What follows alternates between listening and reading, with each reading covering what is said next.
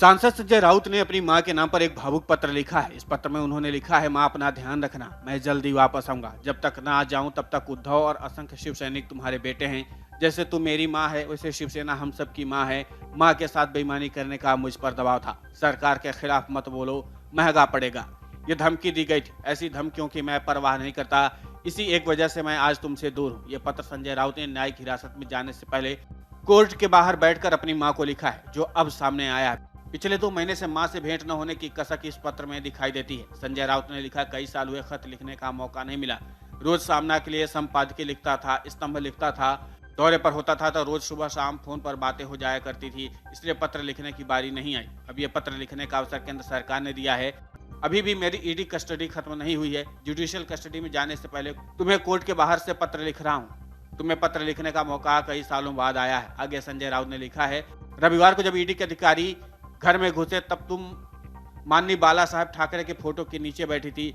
ऐसी नौबत अपने साथ आ सकती है, एहसास रखते हुए तुमने अपने मन को पक्का किया हुआ था। और शाम को जब मुझे ले जाया जा रहा था तब तुमने मुझे गले से लगाया और रोने लगी।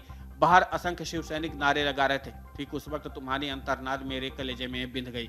जल्दी वापस आना, तुमने कहा। खिड़की से मुझे हाथ दिखाया, ठीक वैसे ही जैसे रोज सामना या दौरे पर जाते वक्त करती हो। ऐसे मुश्किल हालात में तुमने अपने बहते हुए आंसुओं को रोका और बाहर जमा हुए शिव सैनिकों को हाथ हिलाया।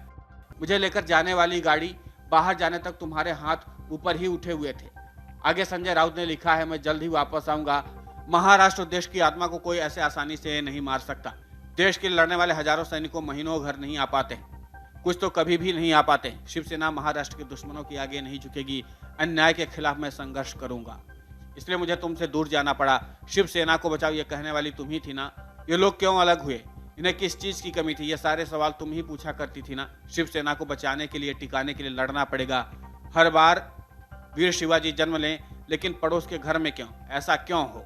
शिवसेना वाला सम्मान मुझ में तुमने घुसाया। शिवसेना और बाला साहब से कभी गद्दारी नहीं करना, ये तुमने मुझे सिखाया। अब उन मूल्यों के लिए लड़ने का वक्त आ गया है। अगर संजय यहाँ कमजोर पड़ गया तो तुम्हारा बेटा किसी को मुंह नहीं दिखाएगा। सबको पता है मुझ पर झूठे आरोप लगाए गए हैं। यहाँ मेरे खिलाफ कई लोगों से गन पॉइंट पर बोगस स्टेटमेंट लिखवाया जा रहा है। अप्रत्यक्ष रूप से ठाकरे के साथ छोड़ने के लिए दबाव बढ़ाया जा रहा है। उधर उद्धव ठाकरे हमारे सेनापति हैं। अगर ऐसे मुश्किल वक्त में मैं उनका साथ छोड़ दूं तो कल ऊपर जाकर बाला साहेब ठाकरे को क्या मुंह दिखाऊंगा। अब कुल मिलाकर के महाराष्ट्र में संजय राउत का यह पत्र तेजी से सोशल मीडिया पर भी वायरल होने लगा है। जाहिर सी बात है, इस पत्र का भी असर काफी कुछ होगा। अब देखने लायक बात यह होगी कि इस पत्र का असर महाराष्ट्र की सियासत में क्या होता है।